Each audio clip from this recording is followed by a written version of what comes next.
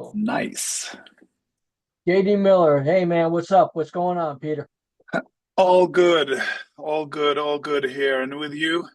Good, everything's going great. A little cold, but you know, it's been about 6 degrees here sometimes, you know, Ah, so it's cold near New York, you know. yeah.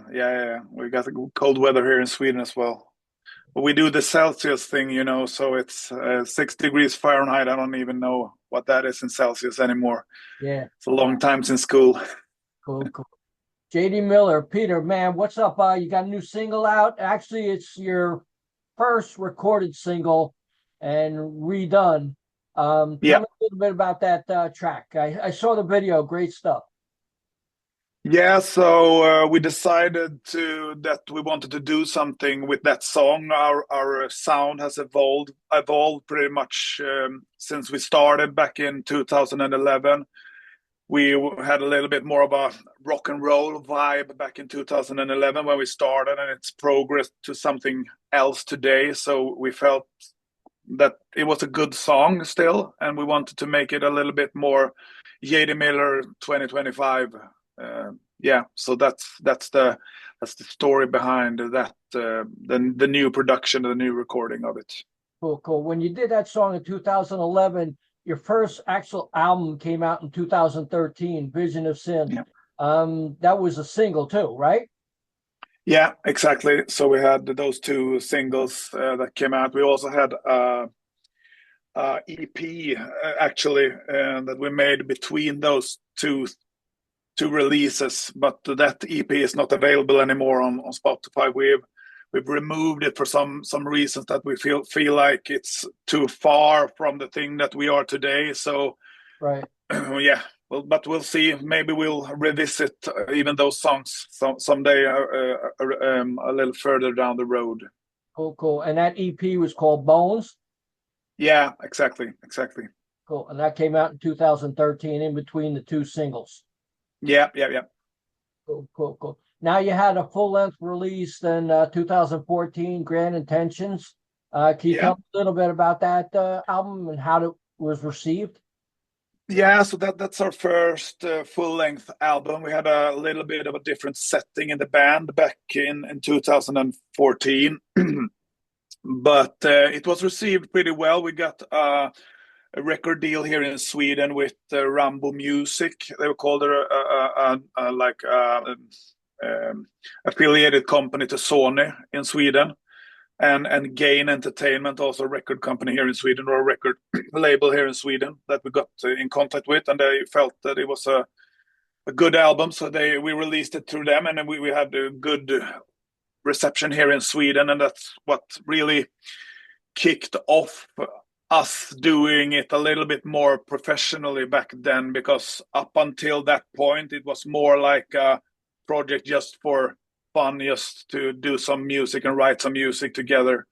Right. um, so yeah, that's the story about Grand Intentions really, and have a couple of good songs on that album, I think. But yeah. Cool, cool. Well, Gain is a pretty popular label over there, huh? Yeah, they have had have had a lot of good artists through the years. Cool. Now, in 2017, you came out with World War X. Can you tell me Yeah. anything about that? That's a full-length release too, and tell me a little bit about that album, how it was received. Yeah, so when we made Grand Intentions, and a time before that, we got a new drummer in the band. The first lineup that we had with JD Miller never really played a show together actually, and we got a drummer. We met a drummer here in Borås where we live in Sweden, and called Emil Eriksson, and on the Grand Intentions album, he started to do a little bit of the songwriting, take a little bit more responsibility, but not full on. Right. But when we did the World War X album, he was even more involved. So, and our influences had evolved quite a bit there. So, and with Emil's entrance to the songwriting process, that we started to take like a turn from the more rock-based stuff in the first releases and Grand Intentions towards a little bit more flirting a little bit more with metal, but still trying to keep it melodic.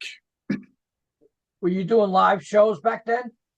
Yeah. So then we were full on doing live shows, and we did pretty many gigs here in Sweden.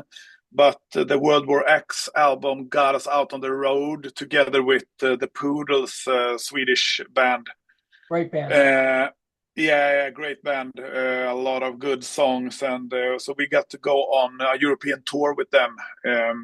With the release of World War X, we were down here in the south of Europe and north of Europe with them, and had our first European tour on the back of that album. So that was a great experience for us. Cool. Was Mighty Music your label back then too? And you were with them pretty long.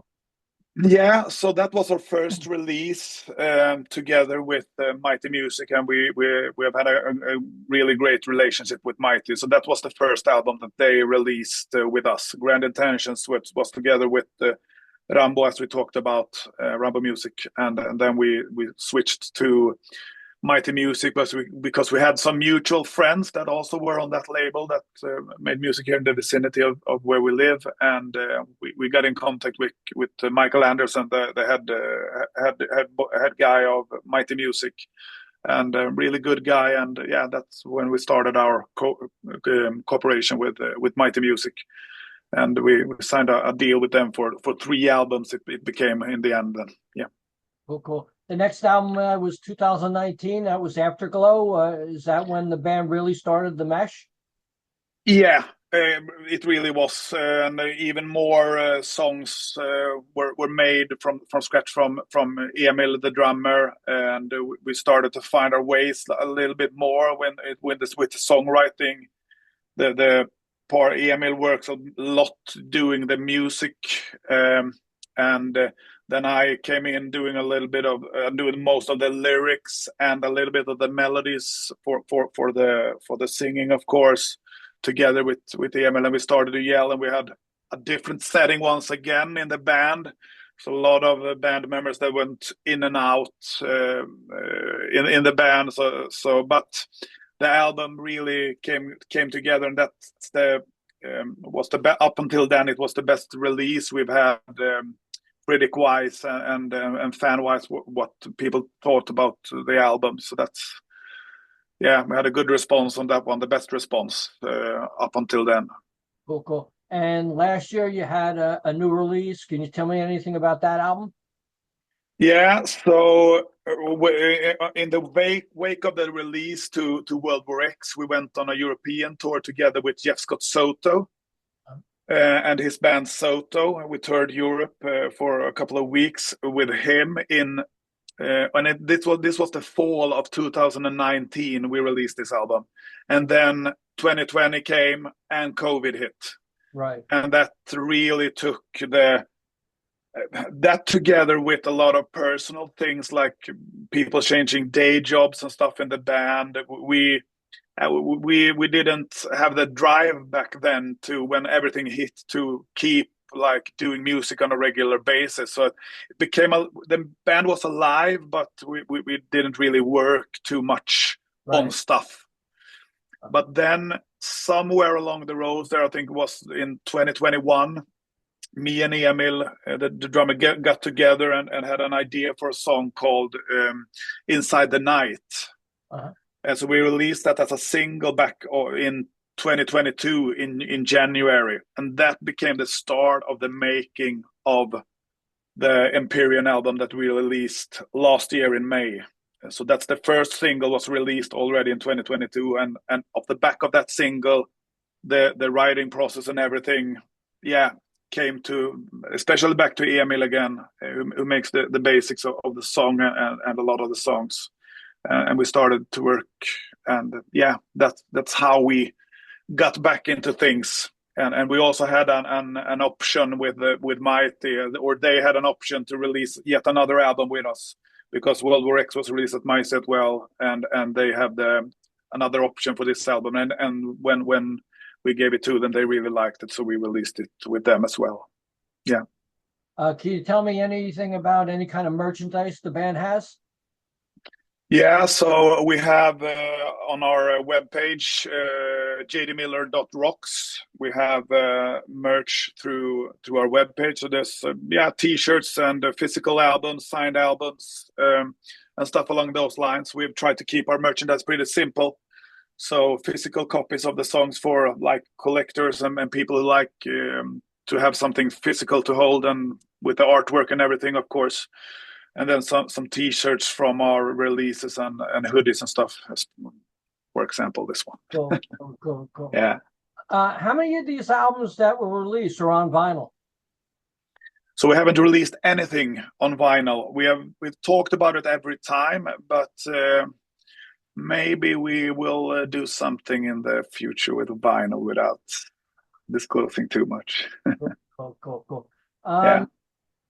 Tell me, what's the feeling like when you're on stage, you come off and people are waiting for your autograph? What's that feeling like?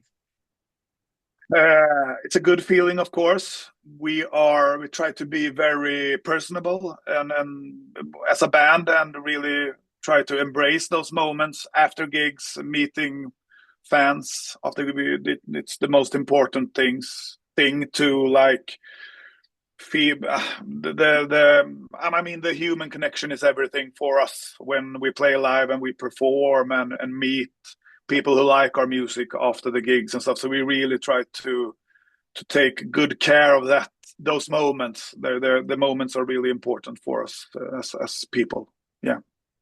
You have any shows coming up you like to talk about? So at the moment we don't have anything booked, but I can reveal that we are currently working on yet another album. So we have just finished recording drums for 12 new songs.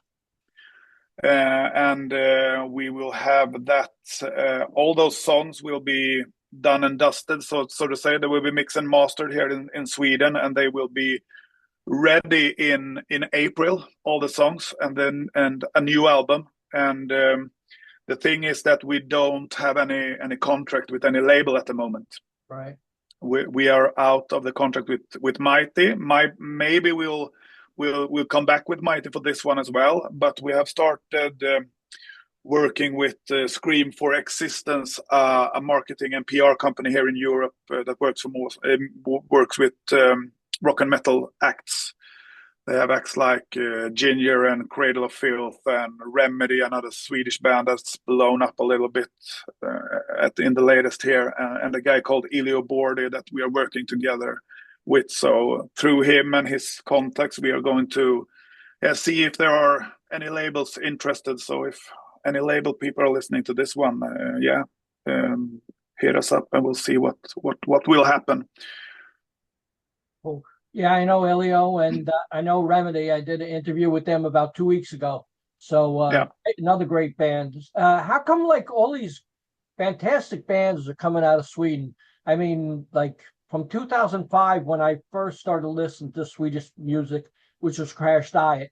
I mean, just right on through and still going. I'm told that in school you have a chance to definitely progress with music. Is that true? Yeah, so I think it's a couple of things that we have the schools, of course. We have music education early on in school, that is mandatory here in Sweden, and we also have for the kids that are interested, there are ways through the schools to try different instruments and stuff to nurture the music and instrument playing in the schools. And then when people get a little older after school, we also have had we have opportunities from the government. They subsidize like rehearsal spaces, and if you need gear and stuff, as long as you do something in return, like it's like study circles and stuff like that, so we can get subsidies from the government. And I think that through the years has helped a lot of Swedish artists to become big. Unfortunately, it's a little bit of a different political climate with those things now, so they are starting to roll those subsidies back, unfortunately, for many musicians, I think. But then also there's something to be said to take full responsibility for your own art in some way. But yeah, it's a little bit of a double-edged sword, so to speak. Cool. How'd you come up Yeah. with the name J.D. Miller? So that's a question I get a lot, and it's I say Dave Grohl and Foo Fighters say that they have the worst band name in the world when in interviews and stuff, and I think we might top them with our name. But the thing is, J.D. Miller got stuck with us back in the day. The first ever show that we did as J.D. Miller was actually a cover gig back in our hometown here in Sweden. And before that show, we didn't have a name. And the night before the show, we hadn't even announced the name of the cover band that we were back then. And my kid brother Victor was in the band back in that time. And the promoter of this show called Victor the night before, and he was out on a bender and sitting and drinking Miller beer and Jack Daniels. And he was like, oh, fuck, I forgot to tell the promoter what name we have. Oh, we forgot this. So he looked down on the table. He saw the Jack Daniels. He saw the Miller. And we're called the J.D. Miller. That's some story. And yeah, so it's a good story, but yeah, we thought about changing the name actually back in 2014 when we released our first album, but it kind of sounds good to say J.D. Miller. It sounds good. Yeah. The name, I like the name, but we're often like there are people that says, I thought J.D. Miller was a person. Which one of you is J.D. Miller? So it's like, no one is. The band is J.D. Miller, and people write to us on the fans write to us on the internet, and people in the Americas which name is J.D. Miller. Right. We have a guy in the States. People was talking to me about this band J.D. Miller, and they were asking, "Is this you?" But he was just a citizen in the U.S. somewhere, so he started writing to us, and now he's a fan. So cool. Yeah.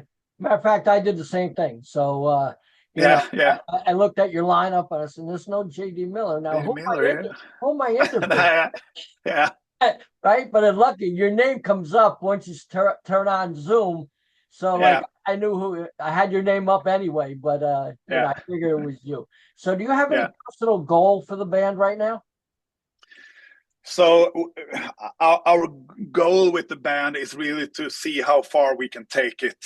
I mean, we want to take the next step all the time, try to build it, and we're doing it, but we would like to, as everybody does, maybe to move a little bit faster, but we're hoping that, being persistent and trying to make good music will get us to the places that we want to be in the end. Of course, we want to play the bigger festivals than we are doing. We have played quite a few festivals and headlines on small ones, and been at festivals with other, great bands, especially from Sweden, like Nestor. Now here, just this last year, we were on a festival with Nestor and a lot of other good bands. Of course, we played quite a lot down in Switzerland. We have a bit of a following down there, and we played with Krokus and Gotthard at Rock the Ring down in Switzerland. So that's a huge festival, of course. But we want to take the next step and get a little bit more. More is more. Cool. Well, Peter, it was great talking to you. Congratulations on the new single. Would you like to say anything to the fans in conclusion? No, I just want to say thank you for listening to our music, to the people that has heard us, and for all the new fans that maybe hear my voice for the first time and get interested in listening to J.D. Miller. I hope you like it, and give us a shout out on social media and stuff. And thank you so much for listening. Cool. Thanks a lot, man. Thank you so much. Have a good one. Bye-bye. Bye.